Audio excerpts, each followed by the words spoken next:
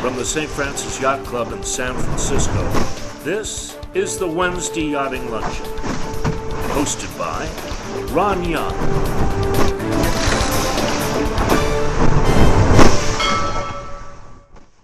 Welcome to the Wednesday Yachting Luncheon, live from the virtual grill room of the St. Francis Yacht Club. From the time I was a young sailor, one name from San Francisco sailing lore has constantly been in the forefront for many of us. We've heard his name and gotten to know him over the decades as one of the most capable sailors ever produced in San Francisco Bay. But he's been far more than a sailor. He's also a designer, a rigger, and a kind of lifelong inspiration for lots of people. He would be blushing were he to hear any of these words, but it's actually the truth for lots of us.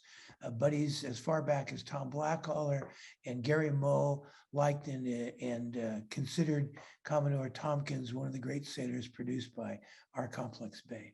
He was born in 1932 in Boston and brought aboard the schooner Wanderbird at the age of 2 weeks. Think about that.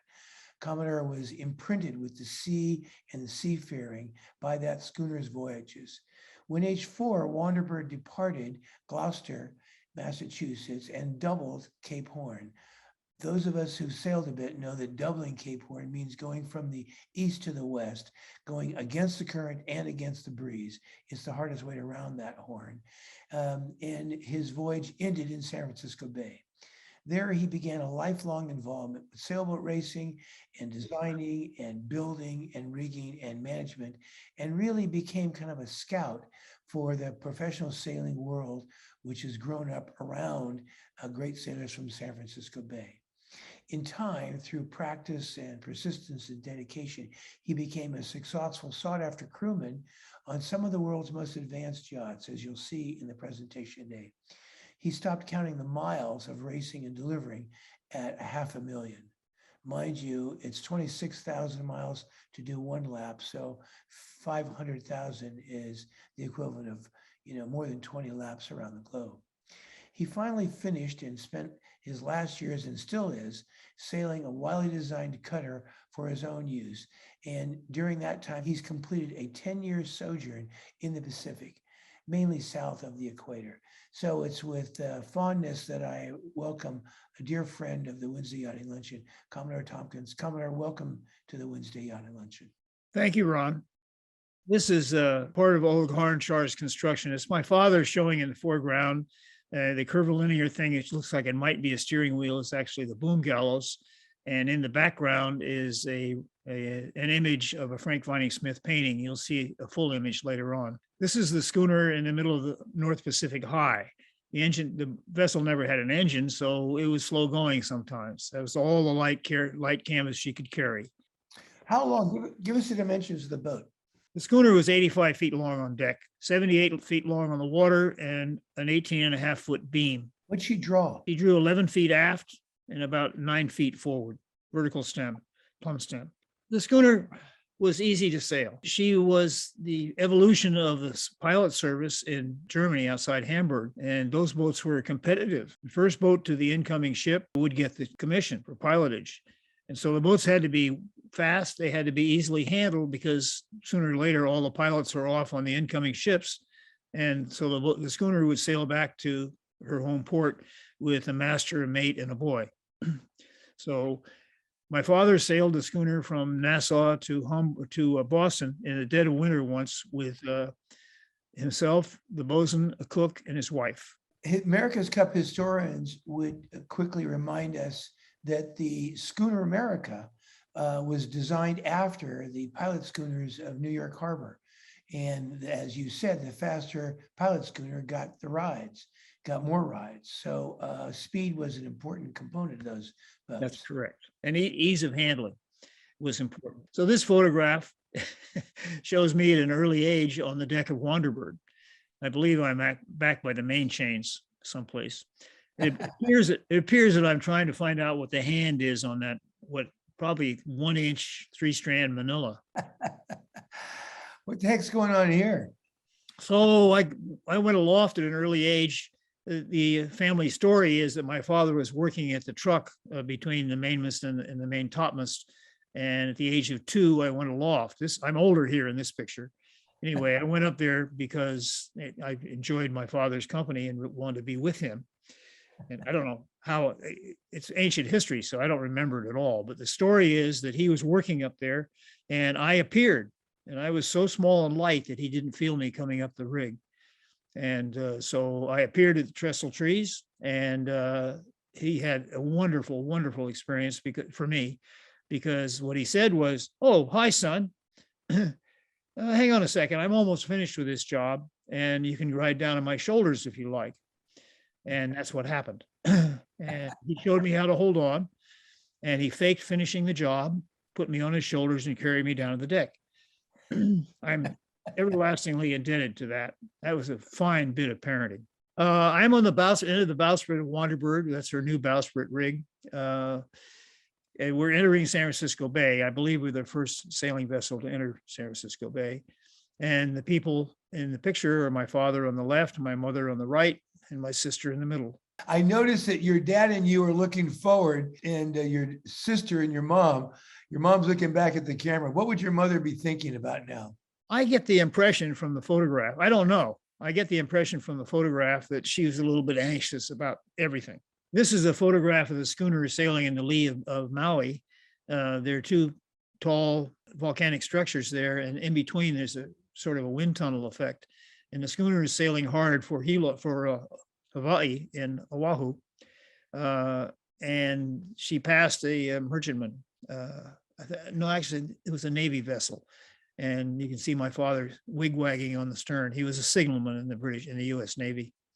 This photograph shows the schooner in heavy weather, so in the very South Pacific off Cape Horn, and reduced sail, big seas.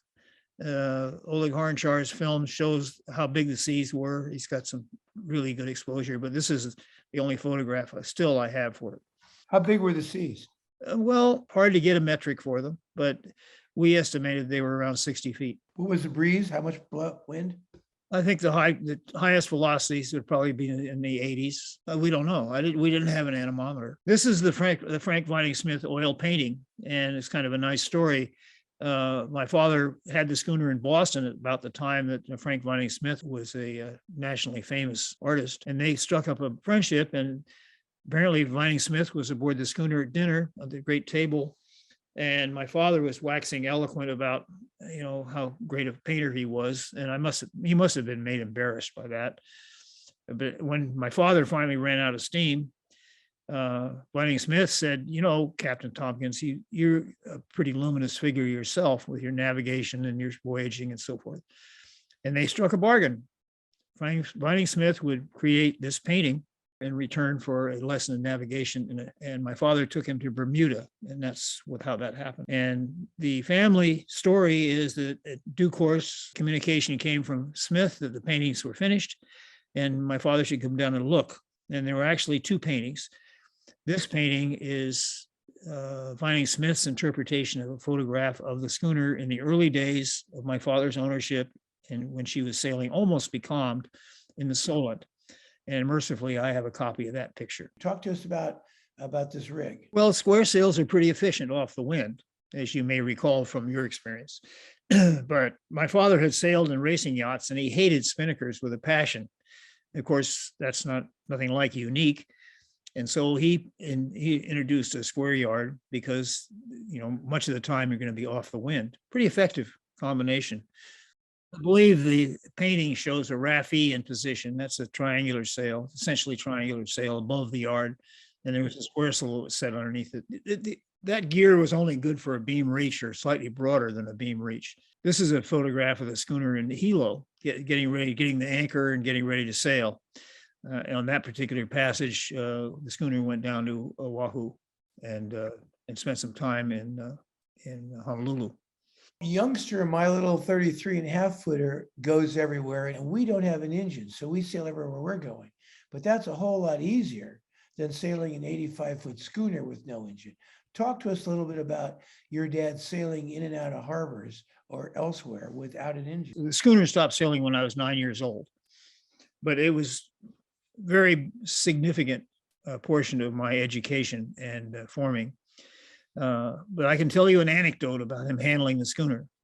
She was a sailboat, and like all sailboats, there are centers of resistance underwater and the center of the sail plan. In this particular instance, we were in, I don't know the number of the pier, but one of the piers in Honolulu, the Empress of something was on the other side of the slip, and Wanderbird was in what I'll call the east side of the slip. And the winds come down from the northeast, as you know there, and they were blowing directly down this slip. So my father made sail, that is the mainsail, the foresail, and the staysail forward of that. And he had the ship. She was pretty much head to wind. The sails were luffing, probably about 15 knots of wind, between 12 and 15 knots of wind. And he had a spring line. So the spring line went from forward on the dock to the very stern. And what happened is all the other lines were cast adrift and the boats began to sail on starboard tack. And in due course, he let go of the spring line and had the helm hard over to port so she would bear off and pass the Empress. But she didn't bear off. And this is one of the drawbacks of schooners. But I vividly remember my father leaving the wheel and dashing forward to the port shrouds. The peak halyards are always on the port side. And as he went, he was reaching for his sheath knife, and he reached up and cut the lashing that held the peak halyard up. And then he let go of the peak halyard, and that scandalized the mainsail, which effectively cuts the area in half. And the schooner bore off and cleared. Otherwise, we'd have lost the bowsprit. So essentially, he stopped the weather helm created by the mainsail. He reduced the area of the mainsail, which is way after the center of lateral plane. He actually wrote about that sort of thing and said how the sloop rig people would envy that particular capability. This photograph shows me racing in my fin. After the Wanderbird sailed around Cape Horn and settled in Berkeley, after the final passage, which is out through the Pacific, she stayed in Sausalito, and I started doing small boat sailing. And this is one of the boats that I got into.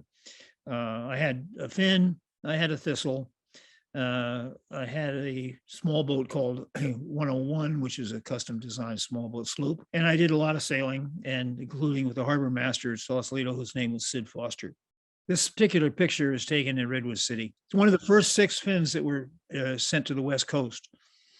And there were a collection of people that had them. St. Francis members will remember that Ed Bennett was a great fin sailor from St. Francis. Russ Silvestri, who competed in the 2000 Olympics on the fin, was a great sailor in a fin. And John Bertrand took silver in the 1984 Olympics in Los Angeles. I never won any of those things, those major trophies. I didn't go to the Olympics, but I did, in fact, sail my soling twice. I beat Paul Elstrom twice in solings. First in 1969, and later on in 72 in the pre-Olympics at Kiel. And it's unique. It was a really nice experience after the trophy giving at Kiel. Paul had just come from winning 11 straight races in large fleets of solings. In the pre-Olympics, there were 60 boats, I think, racing. And I won one race. And Paul won all the other races with the exception of a second. When we went to the trophy meeting, I went up to Paul and congratulate him and tell him how much I appreciated racing against him, how impressed I was, awed even. And as I walked away, I heard him say to his associate, he said, "That's the guy that beat me."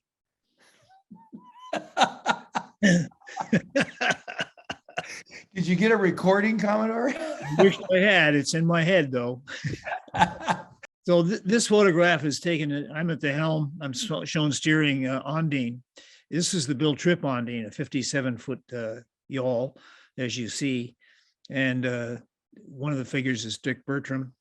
Don Churchill is immediately forward on the port side of the boat, and Robert Daniels is on the starboard side. These guys are all dead now. I had seen a picture of Ondine going transatlantic with a wake similar to that, and I was excited by it. And I called Huey Long, and whom I knew from previous activities, and got a berth sailing transatlantic.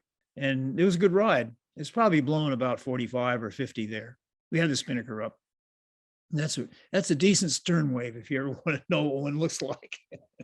This photograph shows most of the yacht Improbable.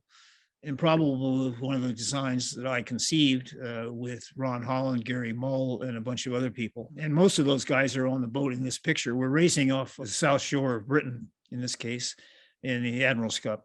We're inside the Solent. Improbable didn't have a lot of ballast, so wasn't terribly stable. Like standard, she was narrow, long and narrow. And so we had a shy kite like that. Boat was pretty quick. Was this your first Admiral's Cup? Trying to remember.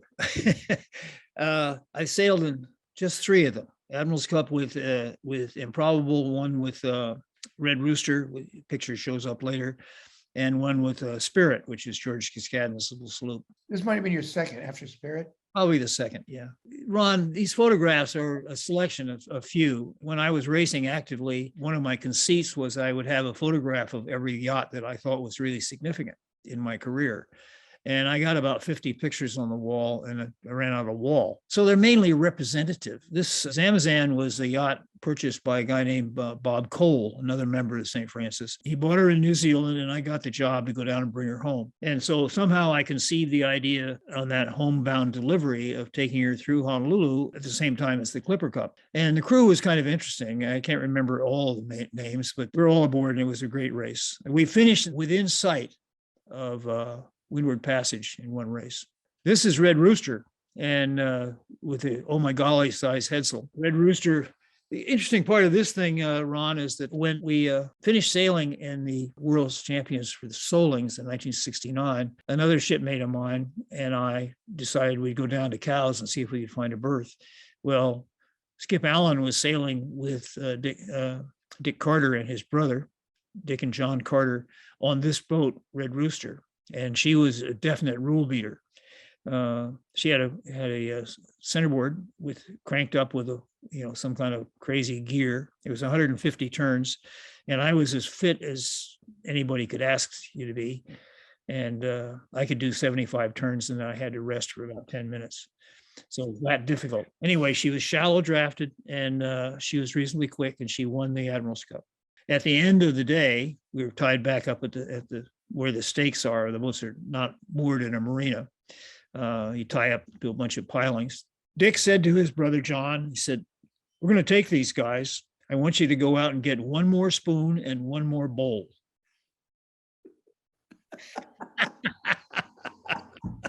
We're going to take these guys with us. Yeah, well, two guys, you only need one spoon between two guys.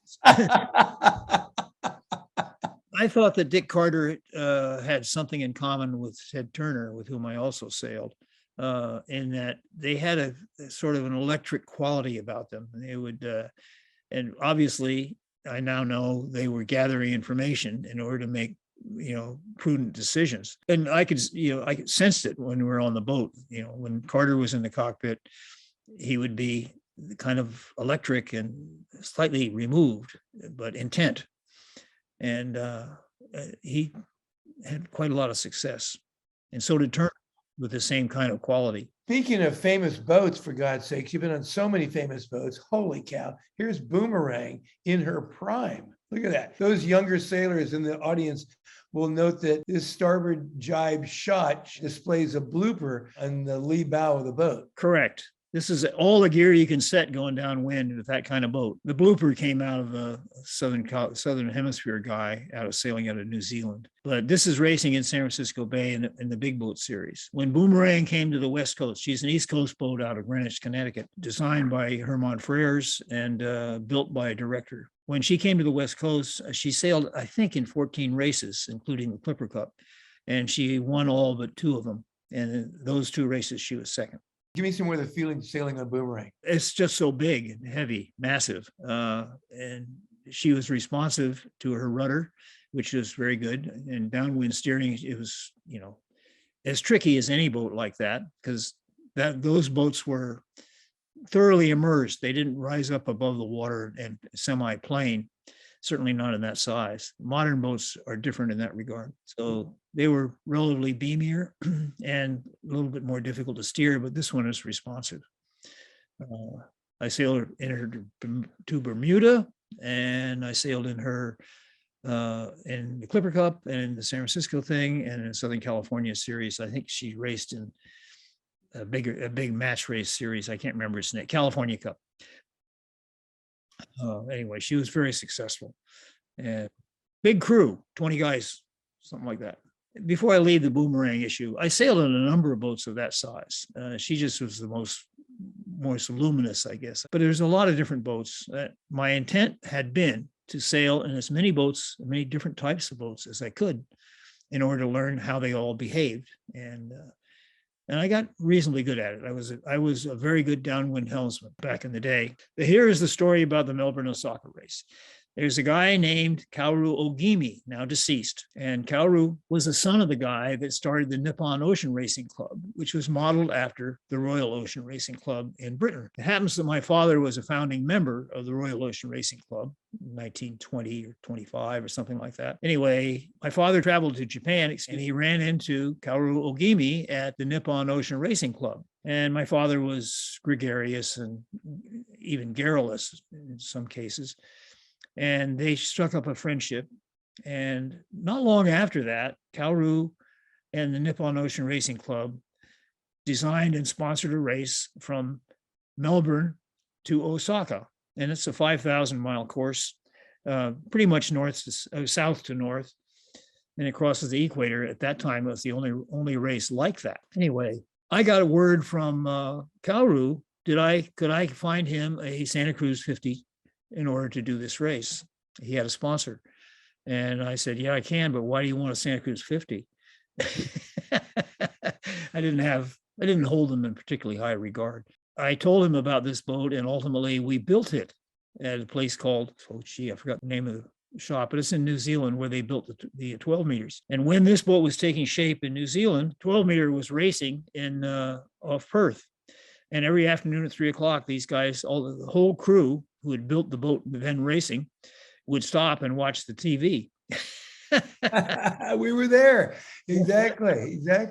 New Zealand was incredibly fast. They built 3 plastic 12-pounders, and they had a hell of a crew. This is their first America's Cup effort, and the whole little New Zealand world was looking how well they did.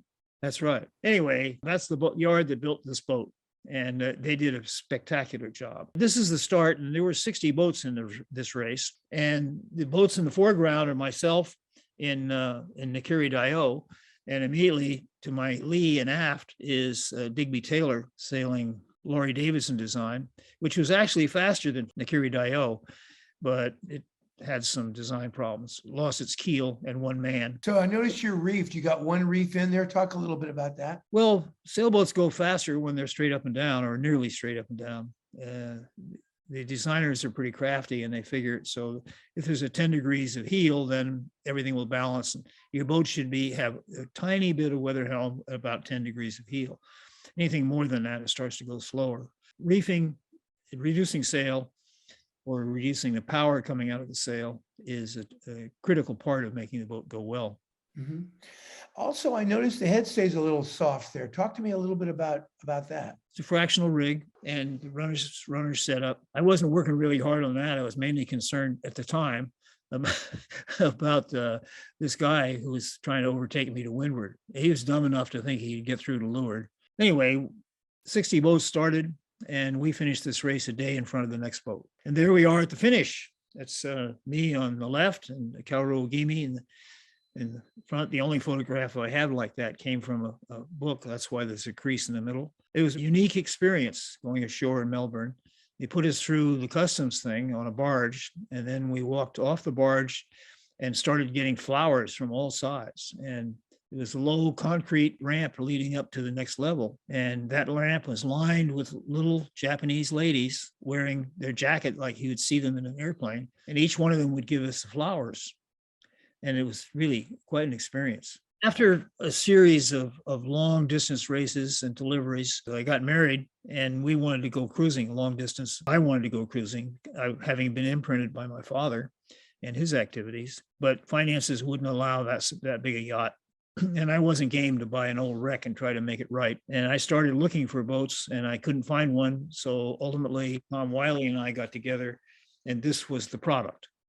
And her name is Flashgirl. She came out of the mold at Westerly Marine and just south of Los Angeles, Costa Mesa, in 1990.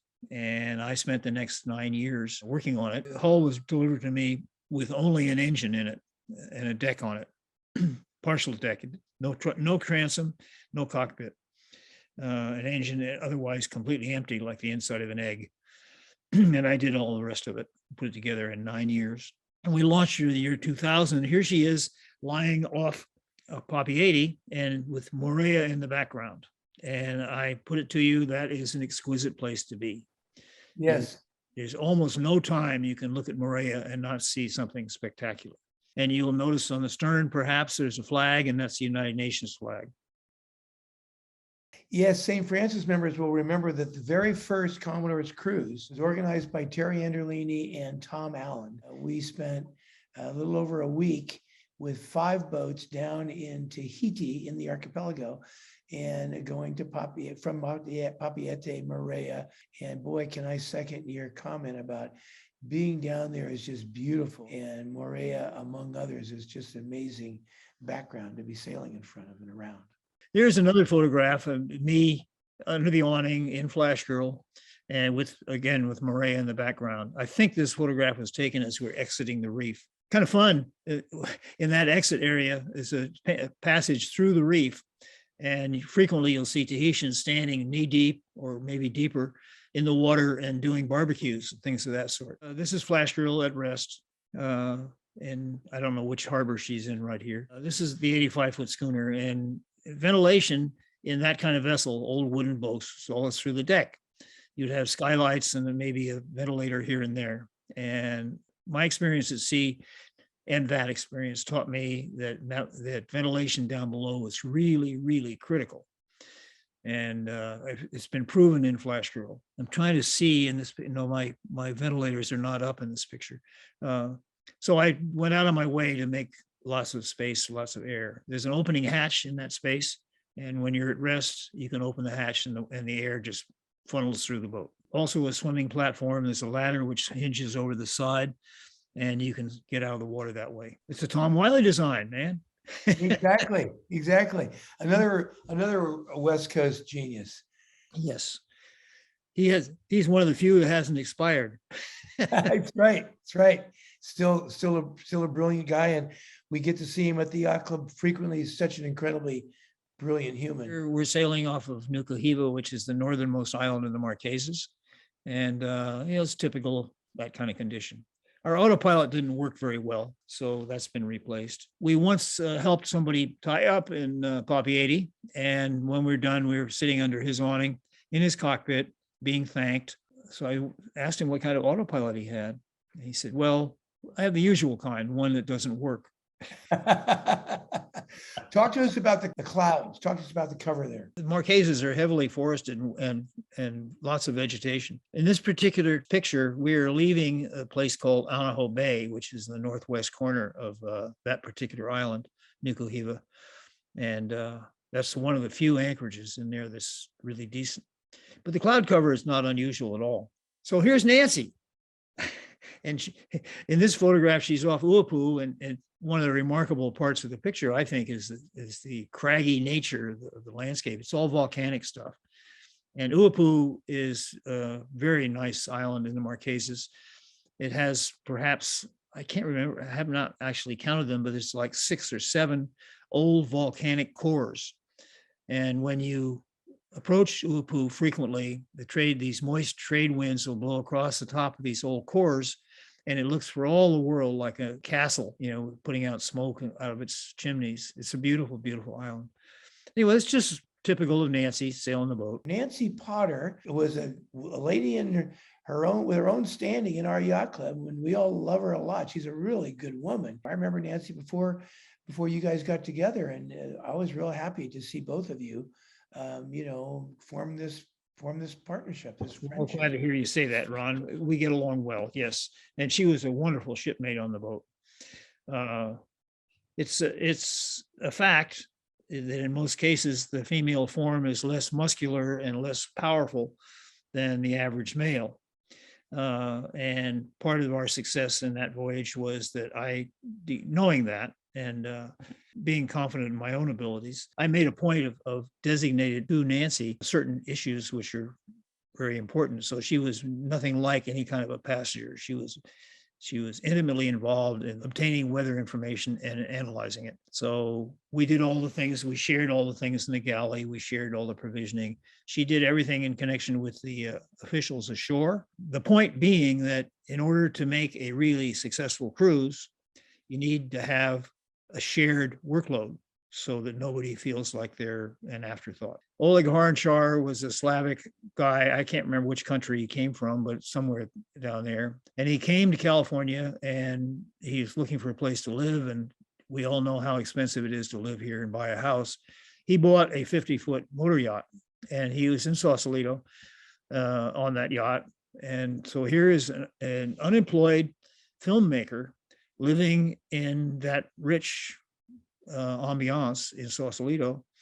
And he set about to make what he called character studies of the local characters. He got wind of the guys that had restored Wanderbird, and that was a guy named Harold Summers. So I got a telephone call here in Mill Valley one day from Oleg, cold call. I'd never heard of him. Would I be willing to share with him what I knew about Harold Summers? I said, sure, come on over. I had about 5 minutes to say about Harold, all that I could remember. And I said, you know, Oleg, this isn't going well. I'm sorry. And he sort of palmed his brow and he said, yeah, I know. And after about 30 seconds, he said, how would it be if I made one of these things about you? And I told him, okay, I have about 30, 40 days before I go back to New Zealand. I will help, but I want you to know that I'm not blown away by the opportunity or the possibility. It's okay, I'll help. And so we did that. Before he left that day, I showed him my father's footage of the Cape Horn Passage. And he recognized its merits and took it and re-edited it. And in my opinion, it's quite improved. He set me down in front of this computer and we put my father's film in there and he asked me to narrate it.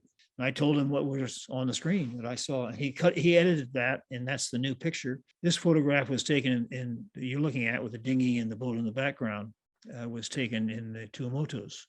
And it doesn't do justice to the colors of the water and the sky. And, you know, it's just exotic. The small boat, by the way, is Tom Wylie-designed as well. So now, so this is a nesting dinghy. This is prettier than classic hard chine prams. So this is a pram, but it's a really graceful pram. So pardon me for just wanting to, yes. So my friend comes to California and we sail Flashgirl, I think in the I don't know, one of the races. Didn't do very well. And I'm driving him to the airport and it's his first experience with Flashgirl. And he says, I don't know, Commodore. He said, I don't know how to say this, but you know, any boat that doesn't have a rowing dinghy and preferably a rowing and a sailing dinghy isn't really a good cruising boat. And I said, gee, I know that, Joe, but I don't know how I can fit a boat on deck and I'm not willing to give up all my deck space. Frequently, cruising boats have a dinghy which covers the foredeck. You can't get to the headstay, things like that. So he said, I got an idea. So in a couple of days, I received in the mail drawings for a nesting dinghy. So since I know something about pattern making and so forth, I take the plan view and the elevation and put it on doorskin and take it to the boat. It's a beautiful day, you know, 8 knots of wind, Richmond, sunny and warm. I'm sitting on deck and it's clear that the design that Joe sent would not fit. And I had the thought, this is a great idea. And I sat down and sketched a double-ended, a pram boat like that, and immediately realized how little I knew about yacht design or drafting or both. I got home that evening, that very same evening, I called Tom Wylie and I had an appointment with him the next afternoon. And in an hour and a half, we exchanged the information and he created this design and it's inspired. It's a beautiful design. You're quite right, Ron. It's sufficiently good looking that on one occasion in New Zealand, I was late to sign up for a local race and I rode in there with that dinghy and I way beyond the deadline. And I said, could I possibly get my boat in this race? And they said, well, you're a day late, but anybody that's got a boat like that. And we got in. It's a huge success. It takes about half an hour to rig it. So this is Flashgirl, fuzzy view of Flashgirl sailing in the Bay of Islands. In New Zealand. Yes, in New Zealand. Yes. Well, this is the hatch that I mentioned before. At sea, we can't keep it open because the slop of the transom brings the water in. But you're looking aft in this photograph toward that hatch, and the vertical line in the middle of the light is the rudder post. And Nancy is practicing her ukulele, I think, here. It's an indication of what life at sea is like when you're not actually sleeping or standing watch. Well, it's kind of interesting, Ron, that subject, at least in my experience. There isn't much time to be together because you're either standing watch or trying to get ready to stand watch, which means sleeping or cooking or kneading. When I designed the inside of Flashgirl with Tom, I wanted a master berth. I mean, when you go away to sea, if you're anything like me, you want to have a female companion and you want to have a place to be with that woman in intimate fashions. And so the boat was partially designed around that berth. It is a full-size queen berth. And the other issues, of course, are a place to socialize, some place to dine, and we have that. And then a good galley, we have that, and a good hygiene area, a toilet and wash facility, shower facility, and hot water. And we have all those things. And that was the way I designed that boat. Tom did the drawings and I did the rest. So this is the way it looks under the new Dodger. It's a fiberglass Dodger built in New Zealand. And that's the way the hatch is in Flashgirl. This is in San Francisco Bay, of course, and racing in this case. We did race the boat a little bit. We sailed the boat through the South Pacific for those 10 years or so. And then we had a brilliant sail up from the Marquesas to Hilo and into Oahu. And ultimately, our friend David Nottage has a property, a beautiful and really exquisite property on the north shore of Oahu. And he suggested if we wanted to, we could leave the boat on a mooring outside his house. And we did. And one night, there was a serious lightning storm there. I think it was concurrent with the finish of the Pacific Cup race. The lightning strike hit the top of the mast, and everybody who does the sailing thing, particularly sailing yachts, should be aware that lightning comes in two flavors. First is electric, with which we're all familiar, and it seems to do most of the damage. But there's also a mechanical factor, because when the lightning transmits, it was discharging to the sea, to the ground, which is the sea. As it travels, it's 2 or 3 miles from up in the clouds somewhere, it vaporizes the air and it causes a vacuum over its length. And when that vacuum comes together, that is thunder. And you can feel that thunder has a mechanical element. And in our case, the lightning strike hit the top of the mast and it drove the mast into the boat down into the boat enough to deform a through hull. And that's why she sank. She's almost now recovered, almost fully recovered, which has been about a 4-year effort and, 120,000 or so. Where are you doing the work? I bailed it out and cleaned it in Kaneohe Bay, and then I sailed it home with Robert Flowerman. There's 2 of us, no engine, no radio. I got a stove in the boat. Anyway, we sailed her home, and then I did quite a lot of painting on the outside, and it's all taking place in Richmond, at Richmond Yacht Club. She'll sail again this year. Wonderful. So, Commodore, what a fun survey of the brilliant, amazing beginning to your sailing career and life simultaneously. And then the sort of rock star phase of sailing with really the most famous yachts around. And then also for us to see the sort of sailing life cycle where you can then go cruising with your sweetheart, even to the beautiful South Pacific and all around in a cool ride designed by a good buddy, a talented, brilliant, good buddy. This has been a real fun survey of a life at sea. And we want to thank you for being a guest of the Wednesday Yachting Luncheon. It was a really great talk.